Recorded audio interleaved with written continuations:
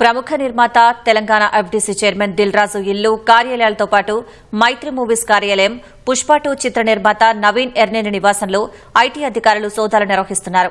తెల్లవారుజాము నుంచి తనిఖీలు కొనసాగుతున్నట్లు ఐటీ వర్గాలు వెల్లడించాయి. ఆర్థిక లావాదేవీల అవకతవకలకు సంబంధించి ప్రాథమిక సమాచారం రావడంతో కేసు నమోదు చేసుకున్న ఐటీ అధికారులు 55 బృందాలుగా ఏర్పడి తనిఖీలు చేస్తున్నట్లు తెలుస్తోంది. పుష్ప 2, సంక్రాంతికి వస్తున్నాం, గేమ్ చేంజర్ సినిమాలు భారీ బడ్జెట్తో నిర్మించారు. దీంతో వాటికి వస్తున్న రిటర్న్లు కూడా భారీగా ఉండడంతో వీరు చెల్లించిన ఆదాయపు పన్నుకు వీరికి వస్తున్న రాబడులకు పొంతన లేకపోవడంతో తనిఖీలు నిర్వహిస్తున్నట్లు ఐటీ వర్గాలు చెబుతున్నాయి. ఐటీ రిటర్న్లలో వీరు చూపించిన మొత్తానికి వ్యత్యాసం ఉన్నట్లు వెల్లడించారు. విచారణలో భాగంగా దిల్ రాజు భార్య తేజస్విని కారులో ఐటీ అధికారులు బ్యాంకు లాకర్ల వద్దకు తీసుకెళ్లారు. ఈ నేపథ్యంలో తేజస్విని మీడియాతో మాట్లాడుతూ ఐటీ సోదాలు సాధారణంగా జరిగినవేనని అన్నారు. ఐటీ అధికారులు బ్యాంకు ఖాతా వివరాలు అడగడంతో బ్యాంకు లాకర్లు ఓపెన్ చేసి చూపించారని తేజస్వి తెలిపారు.